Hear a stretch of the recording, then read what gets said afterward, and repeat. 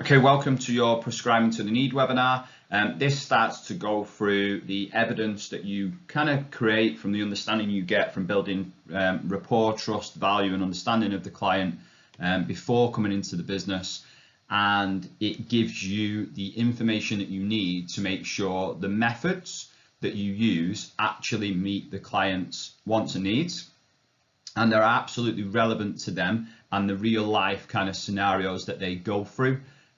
So you're kind of equipped with different options throughout to really support this kind of prescription for the client, so they know, for example, if they can't track in one way, they can track in another way. This all comes from getting to know them, and there's several ways to do this and go about it, and I discuss this in the webinar.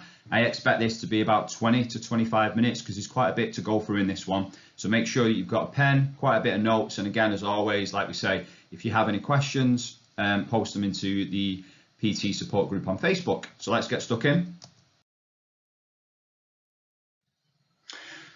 Okay, so everything we do from a personal training perspective has to be personal, all right? It's a premium service that you deliver, and in most cases, it's the second or third biggest payment coming out of someone's bank account every single month.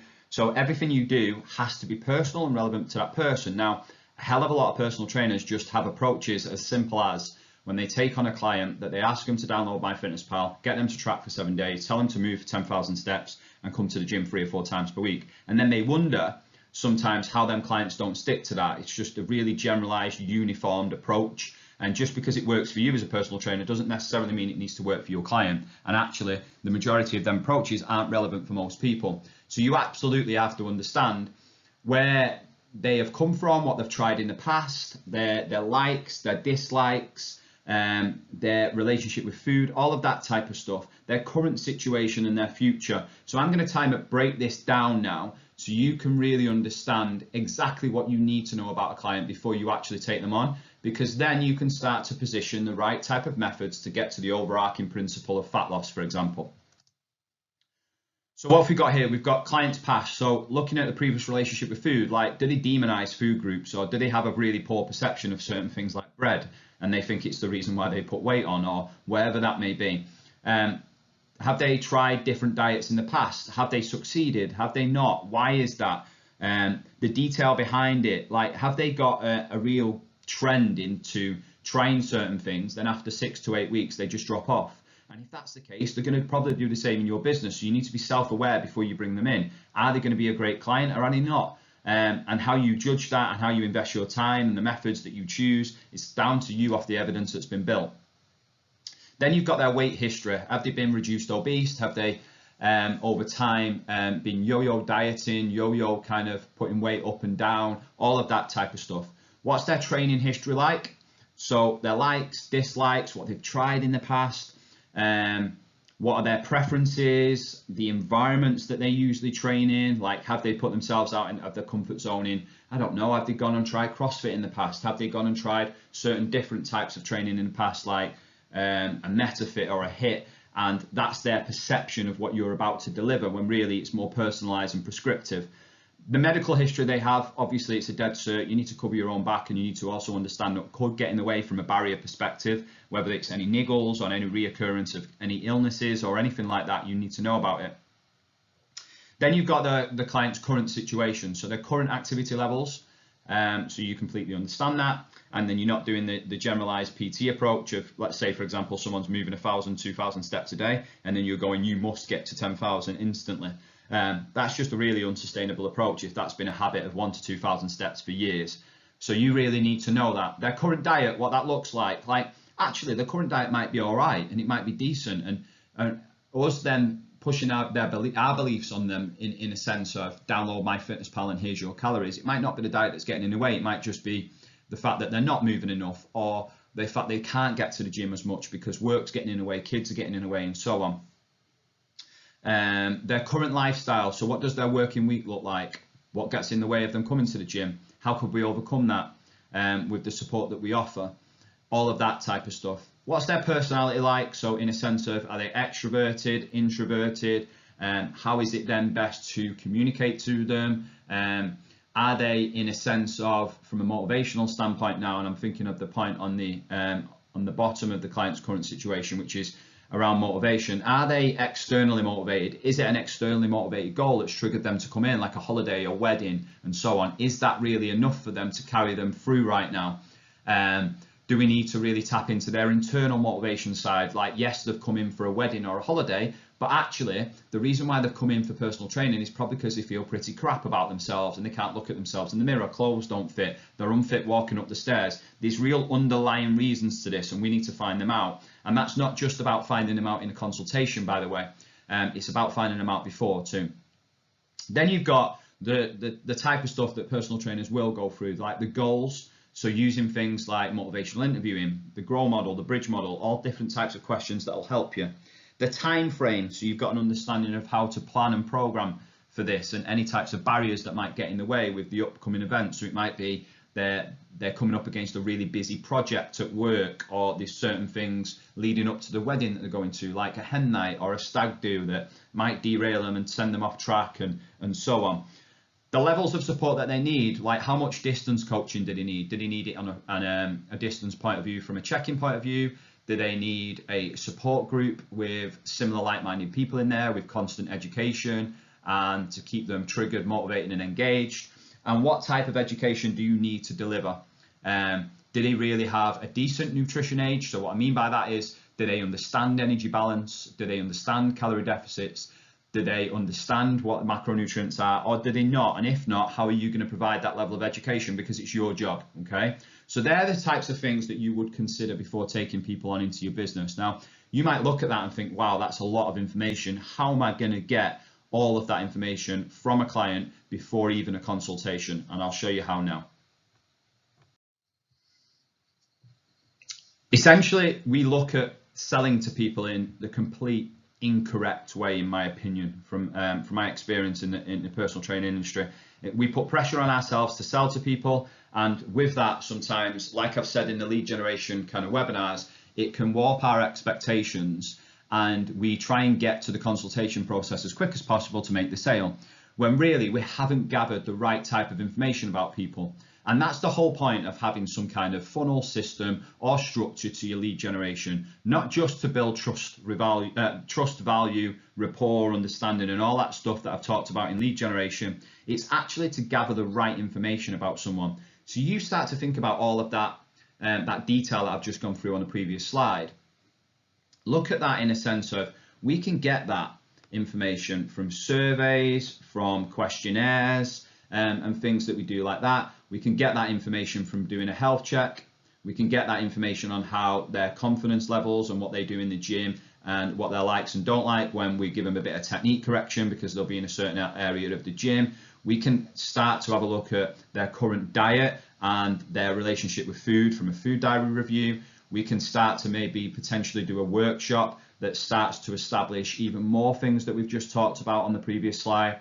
So your marketing strategy, structure, whatever you want to call it, should not only be there to build trust, value, rapport and understanding and give people an expectation of what personal training is so they can understand that and overcome their barriers and perceptions more, but actually it's there to gather information about people so you can really pull this and start to use it to either trigger them off their pain points to come into your business, or actually to build the prescription in the background of what this person needs. Because you look at the example I give to you at the start regards to MyFitnessPal, in a sense of, a lot of personal trainers will expect that every client should use MyFitnessPal, track for 7 days and so on, and when they can't keep up with that, they have no other method. If you've already understood that this person's a really busy individual, they're constantly at work, constantly stressed, they've got a family at home, the last thing they're going to be wanting to do is typing into MyFitnessPal and looking for the best kind of or the meal that they've had on their break from a shop that wasn't labeled on MyFitnessPal and searching through for ages. It's just not a sustainable approach. But maybe photos are, or maybe a compliance rating is, or maybe not snacking is. All of that type of stuff. There's hundreds of methods that's going to get towards these principles, and it's an absolute shame that some personal trainers just think it's a black and white, as say using MyFitnessPal, moving 10,000 steps and coming to the gym 3-4 times per week. This is all going to be a build-up of evidence that you bring to the table, all right? And you'll bring to that table there, so the consultation at the bottom, okay? So by the time you get to the consultation, actually you know so much about a person that you can start to position the needs analysis to them in the consultation. Okay, this is you providing the evidence, I suppose, for the case and bringing it to the table. Let's go into this a little bit further. So here is just a simple kind of pre-consultation and needs analysis that you potentially get back even before the consultation. So let's just kind of go through this process. You've met someone on the gym floor, you've built up a relationship, you've done certain things like questionnaires, surveys, food diaries, you've given them some technique correction, you've invited them to a workshop or a seminar that you've done, and you've absorbed all the information. They've then started to generate a little bit of desire into what you do as a service, and then asked about personal training. You've then sent them a pre-consultation form, which might look like something like this. They filled that out, you've jumped on a call, and this is the information that has basically been absorbed throughout.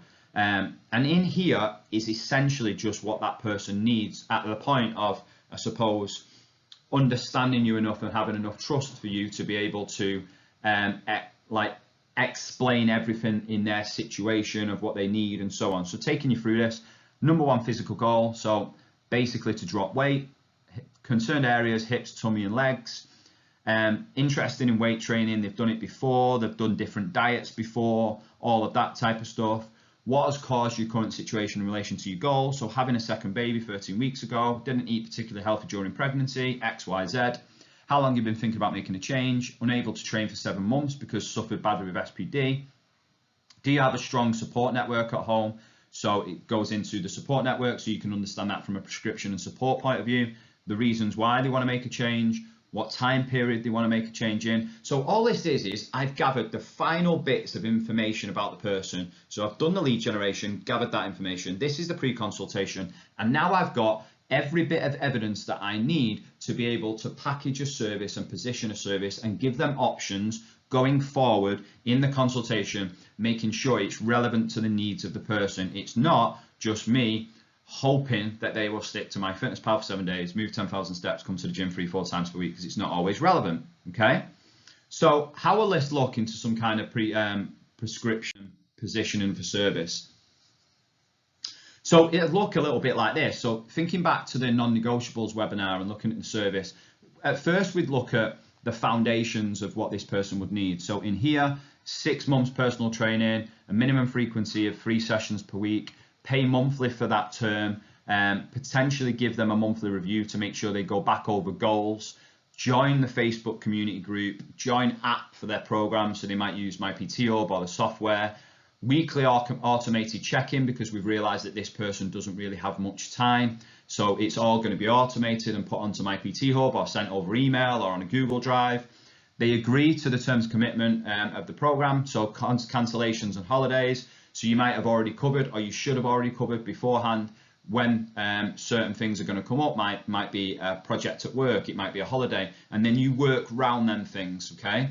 So it might be more frequency before, more frequency after, all of that type of stuff. They'll measure progress with photos because it's a little bit more powerful, and also obviously the metrics and so on.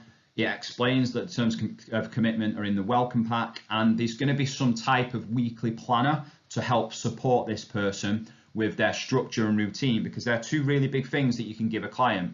So let's say they factor in 3 or 4 sessions in a week, life gets in the way, they can only make 2, but actually they've already made 2 alternatives or put 2 kind of risk sessions in their week, that if they miss a session, they've got the next day, or they've got later in the day and so on. So a weekly planner is really a good tool to help the majority of people that are out there with a lack of time. And then it's broken down 2 service options, and I'll go through in a minute why I've offered 2.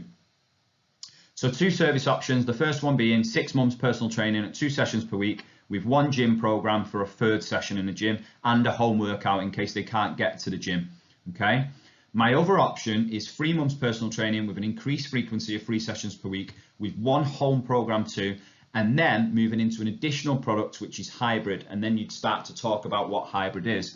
Now, I've already started to map out, I'm saying that this person needs 6 months. From the evidence that I've built, they need 6 months, 100% they do. They need a minimum frequency of 2 or 3 sessions per week, and then it's up to them to then start to select which option they think is best for them. I would never budge off that, plainly because it's what they need and I'm giving it them wrapped in what they want, okay? And I know it might be difficult for you at this stage if you're a new PT thinking, wow, positioning that and it's going to be between £200 and £300, £400 a month.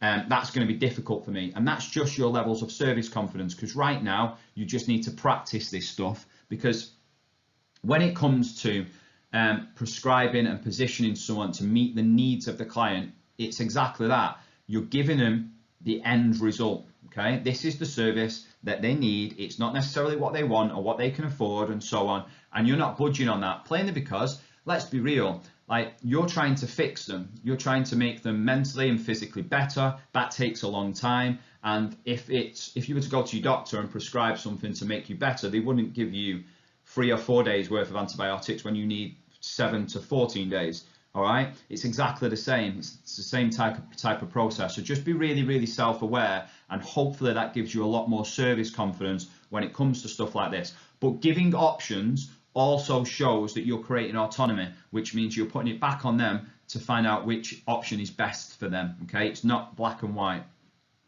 Then we've got positioning service to meet the need again. So this is the more detailed elements of the program. Okay, so prescribed nutrition approach options. So I've give 4 options here for that type of person.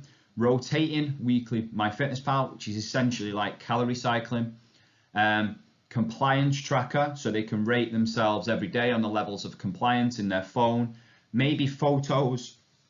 And then maybe I've identified previously that they snack quite a lot, and that's an easy way to take them into a surplus of calories. So potentially no snacking. Now they just need to pick one of them. So actually they might just go with at first a no snacking approach. And that might really work for them. It puts them into a deficit of calories. They've started coming into the gym more. They've got more confident and competent. They're getting results. Therefore, that's a method that can work. There is thousands of methods, right? MyFitnessPal for 1 and 2 days, that's a method. MyFitnessPal rotating, like I've just said here, that's a method. Food diaries are a method. A compliance rating, these just thousands. Different diets are methods. So intermittent fasting might have been great for this person, but I've not delivered it as an option for whatever reason from the evidence that I've built. Additional lifestyle factors, so we put increased steps. I've not put a number on that, so I'd ask them what they think that you could increase your steps to from where they are now. Increase water intake, monitor and track sleep and triggers, because that might get in the way of behaviors and habits, and maybe we've recognized that in the build up to the consultation. Include the family where possible, whether that's in home workouts, long walks at the weekend, that type of stuff. We've factored in maintenance phases for both program and nutrition, because we've recognized in the past that they felt that they were on a diet forever, for example, and that's one of the reasons why they've struggled to stick to it. So we've got that in there maybe at month 2, month 3, depends on the person. The program focus areas are around a build from preferences, because we want them to get them to enjoy the gym again and not feel maybe a fear of being judged in there, or that they're doing the wrong thing and so on. So it's been built from their preferences. So actually that program away from you, the one session they're doing on their own in the gym, that should be built with them, in my opinion, off their likes and dislikes. Obviously for this case, it was postnatal, so recovery from SPD, excuse me, and support with that. We put some performance-based goals in there, and maybe we start to talk about them, because they've mentioned weight training, they've started to enjoy weight training, depends on the person. Some time efficiency in there, because time is an issue for this person. Looking at the previous information that we've gathered, so like AMRAPs and EMOMs to keep the session short but intense. A real good focus on movement preparation, just to get them into the right mindset and to help the recovery from SPD, and making sure that they're set for the session, just like you would do with anyone. A strength and skill focus on this side, because we want competency. And then we've put a 4-week block-based goal, which means I change the program, or look as though to change the program every 4 weeks. The reason why I'd start to talk through this with a client is so they would see and know what to expect. And actually, their perception of personal training is then completely broken down into, this is a full service here. It's not just I turn up for a session, he throws random exercises at me, and then we hope for the best. This is a full service. I've incorporated everything into her life, sleep, stress, and so on. I've even took into account that she says she gets bored quite quick, so changing the program every 4 weeks, all of that type of stuff. Measuring progress are in photos, clothes size, tape measure, weekly performance, scales, and so on. I would then give her the option of what you think would be best for you, and she might start with, I don't know, scales and photos, entirely up to her. And then that's how we would use the weekly check-ins and the monthly review. And then all of the communication options that are needed are there. So we only need MyFitnessPal potentially, My PT Hub to help with everything, more or less, literally everything actually. A sleep tracker, because we've noticed that that's one of the reasons why they go off track. And it might be some new habits and behaviors around sleep that's in the program that's really effective for their long-time sustainability when it comes to fat loss. And then the Facebook community group, because I train a single type of demographic that are like-minded members in there. They all engage each other, they feel like they're part of something. And then what I've done throughout that is created the 3 things that I need to gain motivation, which is autonomy, competence, and belonging. I've asked questions throughout, I've given them tons of options, we've looked at how we're going to measure progress, and they feel part of something. Like I said, it's not just that they turn up for every single session and hope for the best.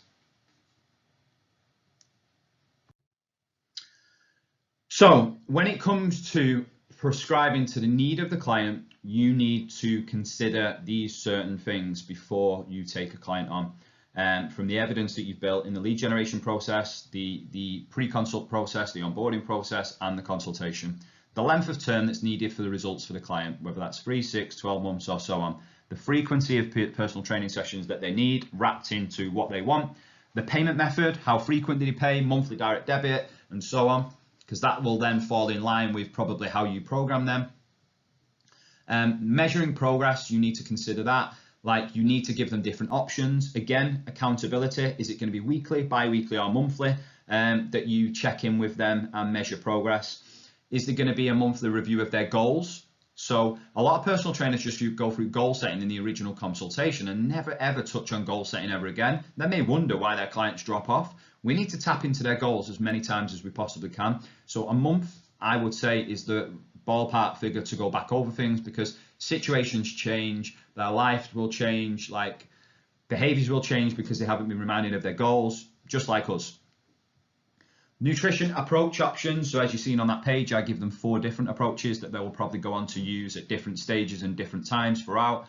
Programming options, again, same again, like I give them a higher frequency for a shorter length of time and then a lower frequency for a longer base of time. So you'd have to consider that. Also the different programming options from a sense of what type of movements compared to what type of movements they should be doing, basically. So the movement continuum for a hip hinge they should have movement continuums for lower body, press, pull, core, unilateral, and they understand that. They understand the progress and the levels to the movements that they're making individually.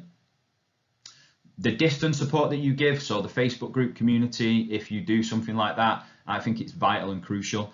The potential aftercare, so as you've seen on the previous slide, I went through hybrid as an option, so you can start to understand that over time, I want to train them out of my business and reduce the level of cost that they pay, but increase the amount of motivation, accountability, education, and self-efficacy that that client has. And then any type of contingency plans that are in place, that if anything goes off track, you've agreed that this is the route and roadmap that you will go down if that happens, because it may have happened in the past several times. And then my last little note on this kind of webinar is that when it comes to your service confidence, you're only going to feel confident and competent in applying your training methods and programming methods when you understand the client enough to overcome real life situations that meet the overarching principle for their goal. So if you understand the client enough, you'll put the best prescription and package in place for them that overcomes life situations, that meets the need of them. So like whether that's fat loss and so on, and you've still allowed them to be able to go out at the weekends, eat takeaways, be able to go on stag and hen parties, all of that type of stuff. You've overcome all that because you knew it was coming, you've planned for it, you've programmed for it, and you've given them the right service, and it's absolutely personal training, okay? And like I've said a few times, what I mean by that is it's absolutely relevant to that person. So hopefully that's really helped you understand the evidence that you need to bring to the table every time you get to a consultation, and that will really change the perception of personal training to people. And also it won't bring you as many barriers for cost and price, because you look at all that service that you've just delivered, it's then actually matches the price that, let's say it's £240 for 2 times 60 sessions. It absolutely matches it on levels of time that you're putting in the service that you're giving. So that's that one, and then we'll go into pricing for this on the next webinar. Cheers guys.